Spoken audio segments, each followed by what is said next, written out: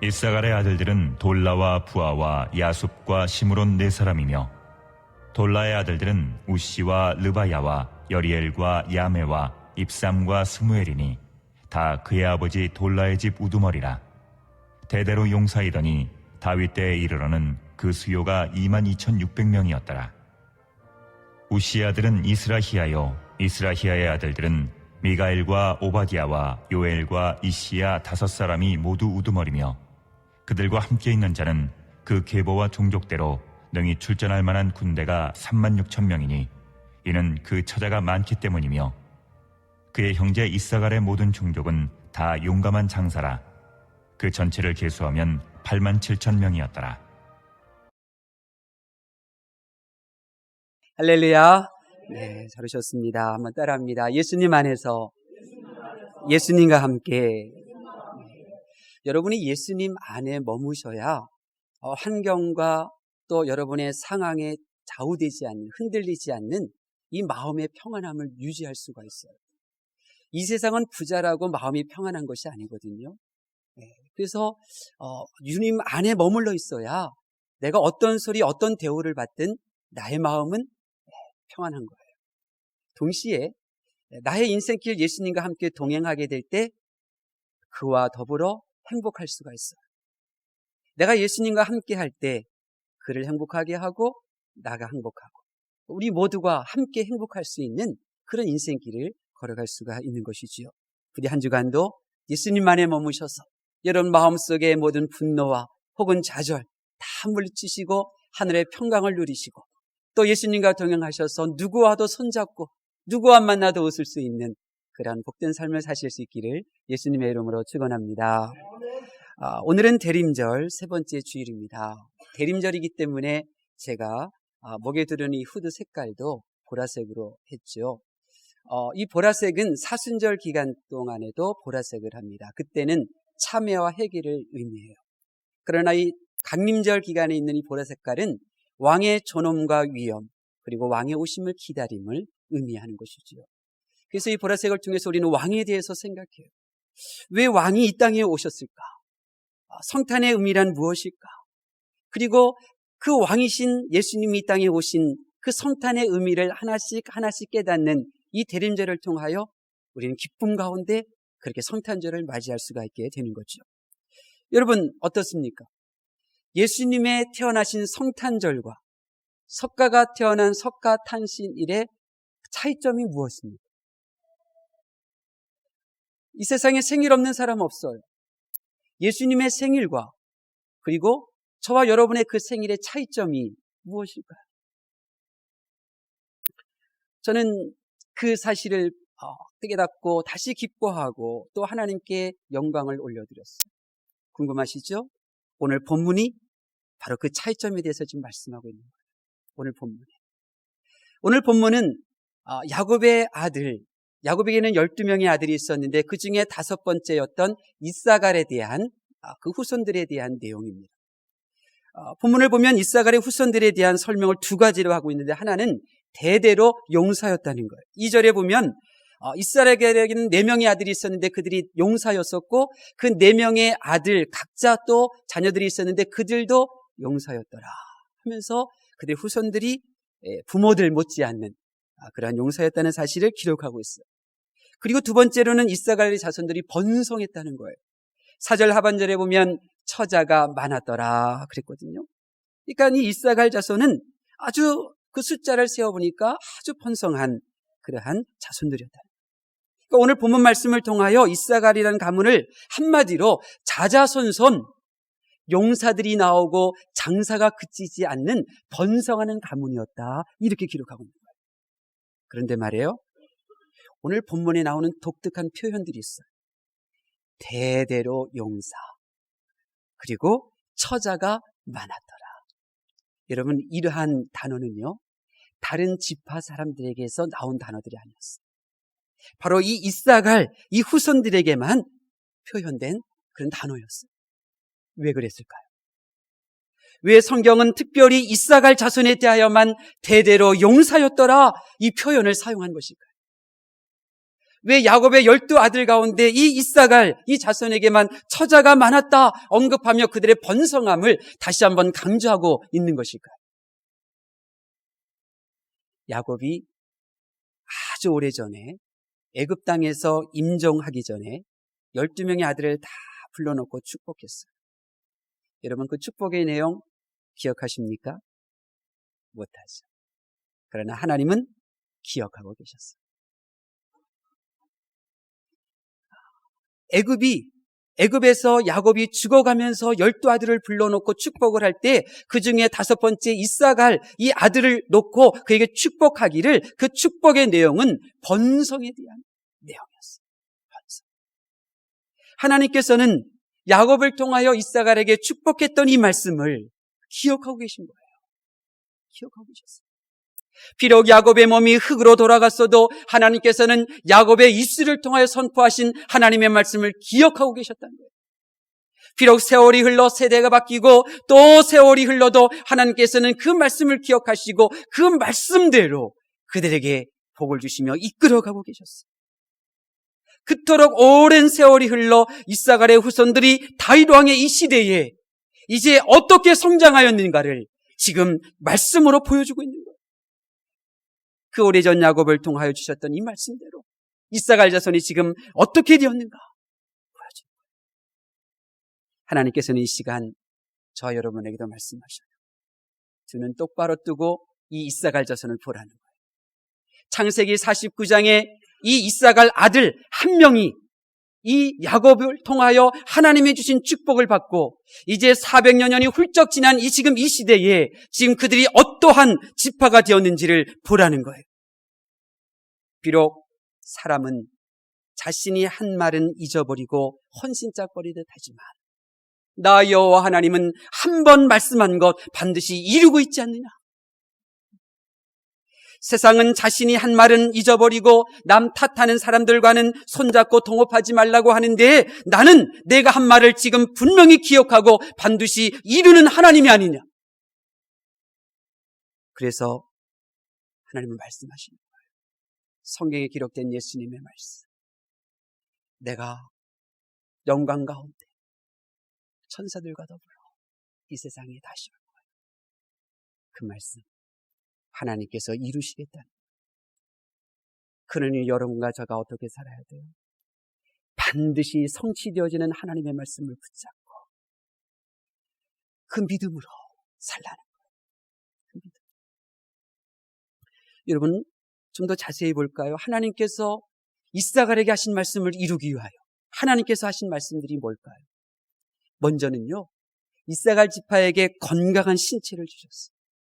창세기 49장 14절에 야곱은 이렇게 이사갈을 축복했어요. 이사갈은 양의 우리 사이에 꿇어앉은 건장한 나귀로다.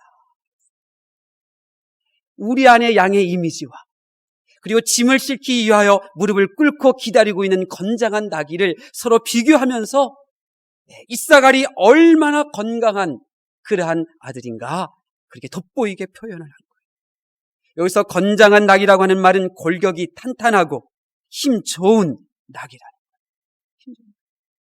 하나님께서는 야곱을 통하여 주신 하나님의 말씀을 이루시기 위하여 이사갈 자손들이 대대로 용사가 되고 장사가 될 수 있도록 그들에게 탁월한 신체를 주신 거예요. 힘을 주신 것이죠. 아무나 용사가 되고 장사가 될 수 있는 것은 아니잖아요.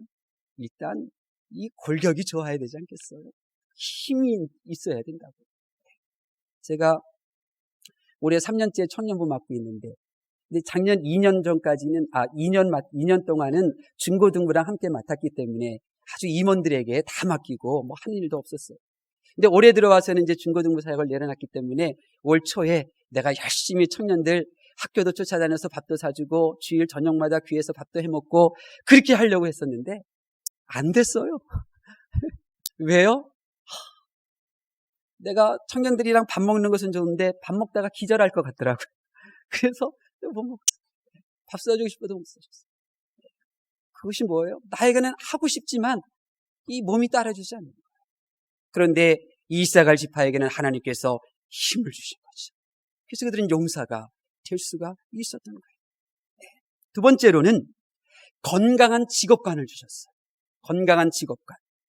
야곱이 이사가를 향한 축복의 말씀이 다른 한 절이 창세기 49장 15절에 나오는데 이런 말씀이에요. 그는 쉴 곳을 보고 좋게 여기며 토지를 보고 아름답게 여기고 어깨를 내려 짐을 메고 압제 아래에서 섬기리로다. 정신이 건강. 쉴 때는 쉬고 일할 때는 일할 줄 아는 것. 이것이 정신이 건강한 것 아니겠어요? 일하는 것이 고되더라도 이것은 해야 될 일이라면 참고 그 일을 해내는 것.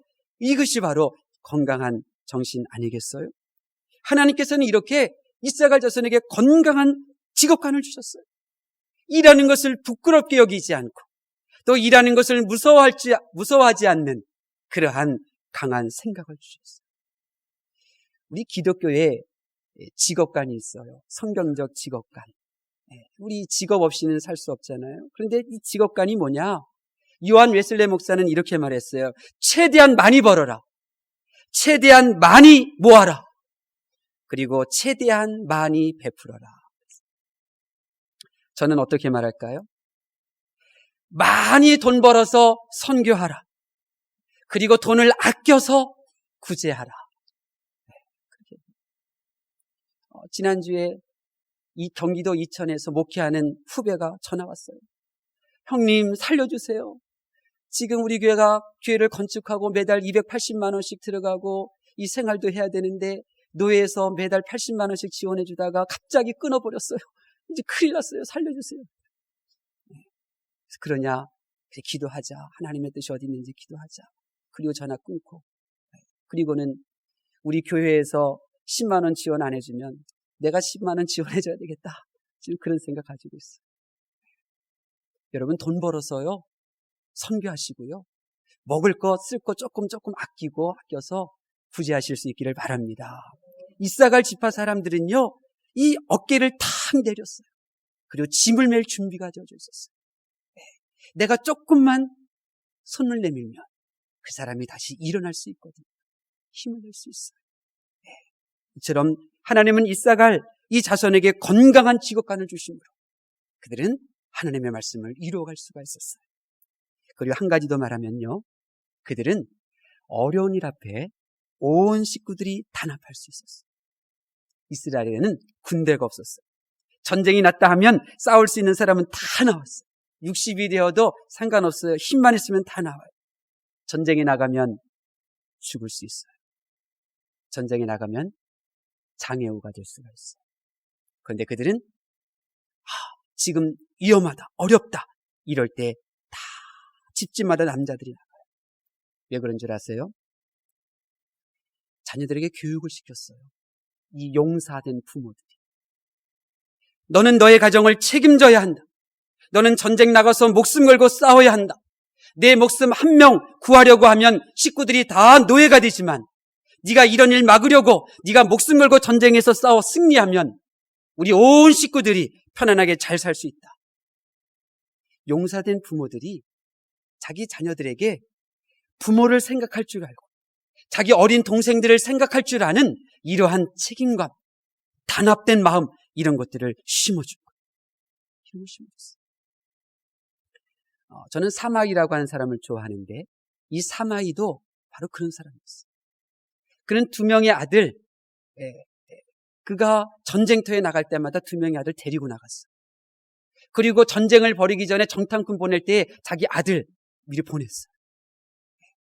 그래서 부모된 마음, 자녀들을 훈련시키는 그러한 모습을 통하여 그 둘째 아들이 조조가 세운 나라를 무너뜨리고 새로운 왕을, 사마온 왕이 되는 그 새로운 나라를 만들자. 이런 거, 우리는 이런 것을 배워야 돼요. 우리는 이사갈 자손의 형태를 배우셔야 돼요. 여러분의 가정이 어려운 일이 생겼을 때에 단합하는 것이 중요해요. 아무리 어려운 일이 있어도 단합하면 그 극복을 이겨나갈 수 있어요. 예를 들어 빚이 있다. 식구가 4명이다. 그러면 우리가 힘들지만 우리가 열심히 일해서 우리가 100만 원씩 벌어도 400만 원 아니냐. 우리가 이 빚을 갚을 때까지 우리가 조금 더 노력하자. 안일함을 버리자. 이 마음으로 나가면 그럼 그 가정은 어려움을 이겨나갈 수 있어요. 근데 얼마 전에 보니까 이 가장이 자기 아내와 자녀들을 다 죽이고 자기도 죽으려고 죽더라고요. 왜요? 1억 5천만 원 그 빚 때문에. 하나님께서는 이처럼 이사갈 자손에게 부모가 자녀를, 또 자녀는 부모를 생각할 줄 아는 이런 단합된 마음을 허락해 주셨어요. 그래서 그들은 하나님의 약속의 말씀대로 뜻을 이뤄가는 지파가 될 수가 있었다. 여러분, 이처럼 하나님께서는 하나님의 말씀을 하나님의 방법대로 반드시 성취하시는 줄로 믿습니다. 이번 대림절을 통하여 우리가 하나님께서 주시는 성탄절의 메시지를 들어요. 이제 눈치채셨죠? 성탄절의 메시지가 뭐예요?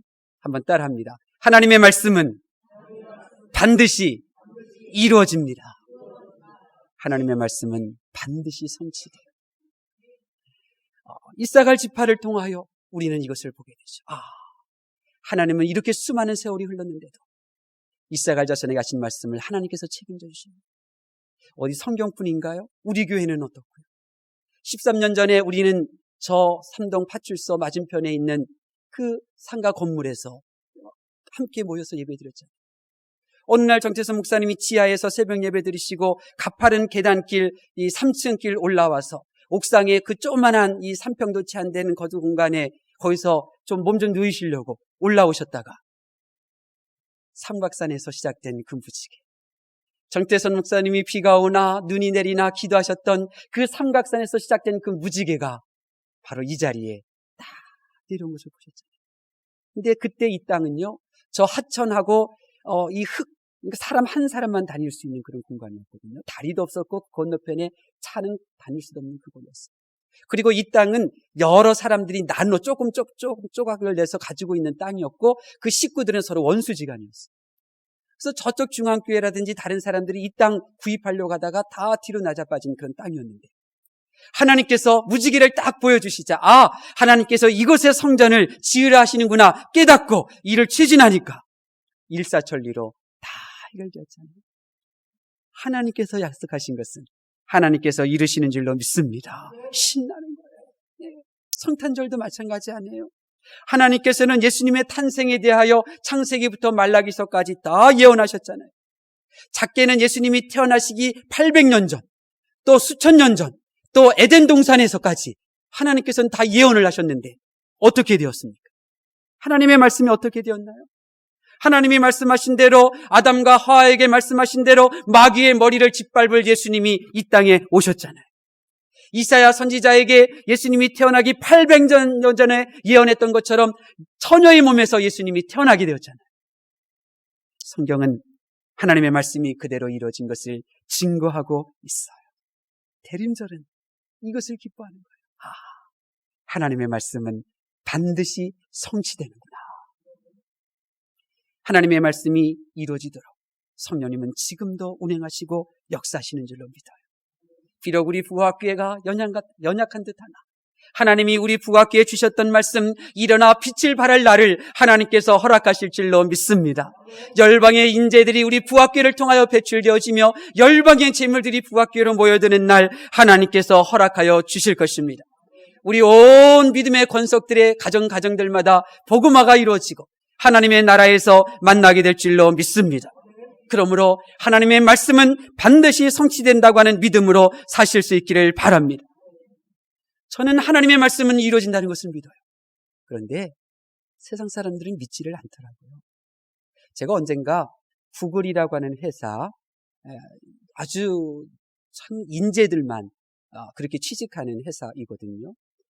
그런데 그 구글이라고 하는 회사에서 시험 문제가 한번 이제 이렇게 유출된 적이 있었는데 그것을 보니까 그 중에 이런 문제도 있더라고요. 하나님은 전능하신 하나님이라고 하는데 전능하신 하나님이 하나님이 들지 못하는 바위를 만들 수 있느냐 없느냐 그런 질문입니다. 사람의 말은 모순덩어리니까 이건 좀 고민이 되는 거죠. 그런데 여러분 그런 질문은요 우리가 하나님 앞에 그런 질문을 딱 가지고 던지려고 하나님 앞에 딱 서는 순간에 그 질문이 사라져요.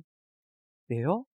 하나님이 영원하신 하나님이시고 나에게 영원한 생명을 주시는 분이심을 그 하나님을 만나는 그 순간에 그 질문이 얼마나 어리석고 효과 없는 질문이라는 것을 알기 때문에 사라지는 거죠. 저희 집에 인형이 있어요. 우리 성도님 가운데 이제 자녀가 초등학교 이제 다니는 학생이 되어서 인형, 어릴 때 쓰던 인형이 필요 없다 해서 이제 깨끗이 씻어가지고 준 인형들이 있는데, 우리 강사모가 아침마다 그 인형을 이렇게 다양한 모양대로 이렇게 만들어 놔요. 모양들을 이제 예언이에게 보여주기 위해서. 근데 오늘 새벽에 2시 반에 자는데 2시 반에 잠자기 전에 인형을 이제 서로 모았는데 어떻게 놓나 보니까 돼지하고 사자하고 서로 마주보게 하고요. 호랑이하고 토끼하고 서로 마주보게 하더라고요. 그래서 이게 무슨 컨셉이냐 그랬더니 오늘은 주일이기 때문에 서로 기도 제목 나누고 기도하는 거라고 그러더라고요. 그래서 제가 그랬어요.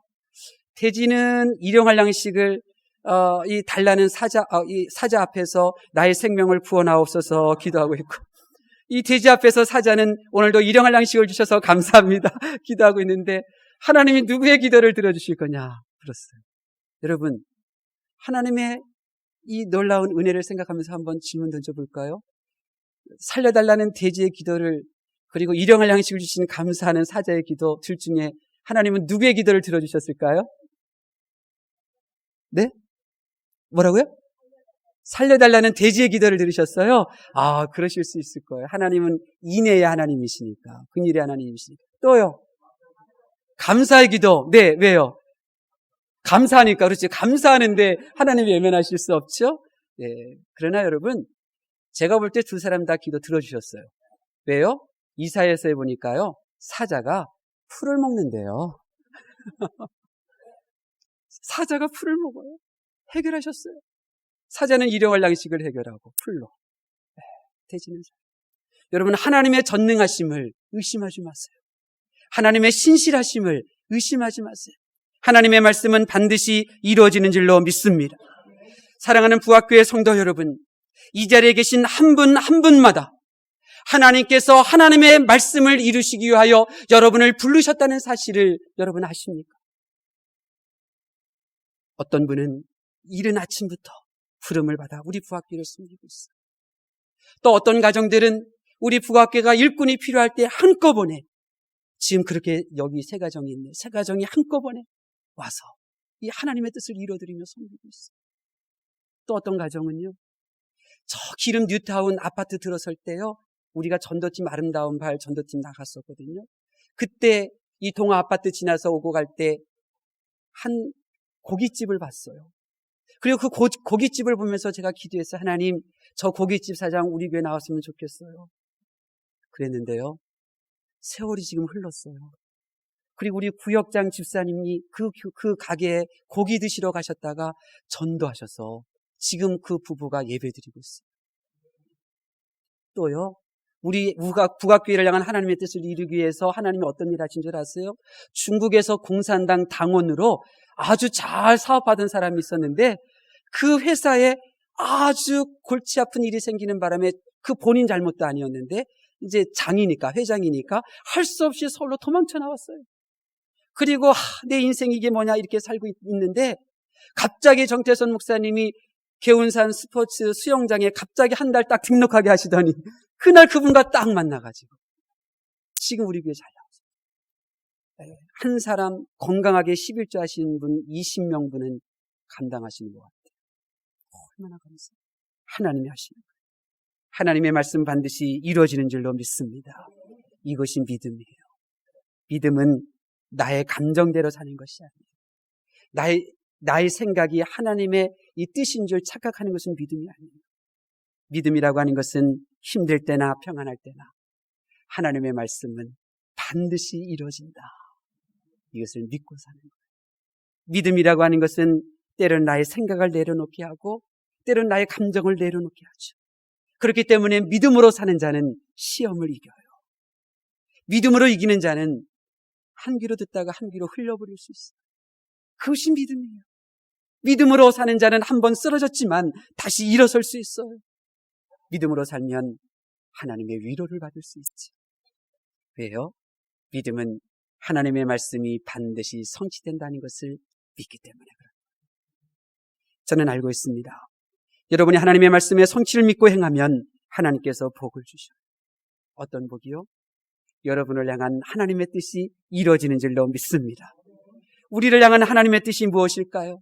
에베소서 1장 4절에서 7절, 9절, 또 9절에서 11절 말씀을 읽다 보니까 우리를 향한 하나님의 말씀은 저와 여러분이 거룩하고 흠없는 존재가 되는 거고요. 저와 여러분이 이 세상의 노예, 죄의 노예가 아니라 하나님의 아들, 딸이 되는 거더라고요. 그 하나님의 말씀이 이뤄질 줄로 믿습니다. 또한 영혼을 사랑하게 될 거예요. 1994년 26살의 젊은 나이로 이 세상을 떠난 전도사님이 있어요. 그 전도사님의 유품을 친구들이 정리하다 보니까 조그만 메모 쪽지가 하나 발견됐어요. 거기에 이렇게 써 있었어요. 영혼 사랑할 시간밖에는 없습니다. 영혼 사랑할 시간밖에는 없습니다. 예수를 믿는다는 것은 발자국이 아니라 핏덩이를 남기는 것입니다. 여러분, 그렇습니다. 예수님을 믿는다는 것은 나의 후나 발자국으로 다른 사람의 심령을 그렇게 짓밟는 것이 아니에요. 예수님을 믿는다고 하는 것은 다른 사람의 그 마음속에 예수님의 사랑을 뿌리는 거예요. 우리가 진정 하나님의 말씀에 성취하심을 믿는다면 우리는 영혼을 사랑하며 살아야 되죠. 한 가지 더 말씀드린다면 말씀의 성취를 믿으면 더 이상 이 육신을 내가 주장하지 않고요, 하나님의 말씀이 나를 주장하게 돼요. 1743년 미국의 대각성 운동을 일으켰던 조나단 에드워즈가 이렇게 고백했어요. 나는 아무것도 주장할 권리가 없습니다. 나의 손, 나의 눈, 나의 발과 이슬과 마음과 온 몸은 다 주님의 것입니다. 내 자신은 모두 죽었으므로 내 것이라고 주장할 수 있는 것은 아무것도 없습니다. 하나님의 말씀에 성취하심을 믿는 자, 그 몸이 자기가 것이 아니라는 것을 알게 돼요. 그런데 어떻게 내가 욕할 수 있어요? 어떻게 다른 사람을 원망할 수 있어요? 내 것이 아닌데. 말씀의 성취를 믿는 자는 나의 몸뚱아리가 말씀의 지배를 받게 돼요. 용서할 수 없는 자 용서하게 되고, 사랑하기에 지쳤으나 다시 사랑할 수 있는 그런 말씀의 사람이 되는 줄로 믿습니다. 그래야 말씀의 성취. 이처럼 말씀의 성취를 믿고 행하면 저와 여러분은 이방인의 빛으로, 그리고 많은 영혼들을 주님께로 인도하며 하나님의 놀라운 은총과 사랑 속에 죽어가는 영혼들을 사랑하며 그렇게 살아가게 되는 줄로 믿습니다. 그러나 여러분이 여전히 하나님을 믿노라 하고 여전히 하나님 앞에 나와 예배를 드리면서도 하나님의 말씀의 성취됨을 믿지 못한다면 여러분은 사는 날 동안 방황하게 될 거예요. 원망도 열등감도 벗어나지 못할 거예요. 말씀으로 시험을 이기는 것도 경험하지 못할 거고요. 말씀으로 충성하는 것도 경험하지 못하고요. 말씀 때문에 인내하는 것도 경험하지 못할 것이에요. 얼마나 비참해요. 말씀에 순종할 때 오는 그 기쁨이 얼마나 큰데, 말씀에 순종함으로 오는 그 능력이 얼마나 큰데, 그것도 전혀 경험하지 못한 채 그렇게 하나님 나라 가다가 쫓김받을까 두려워요. 그러나 이제부터라도 여러분 하나님의 말씀의 성취를 믿고 행하실 수 있기를 바랍니다. 승성된 자에게 주시는 하나님의 약속의 말씀이 믿고 그리고 흔들리지 않고 섬겨서 이 땅에 거하는 동안 하나님의 놀라운 사랑 속에 행하실 수 있기를 바랍니다. 기도하겠습니다.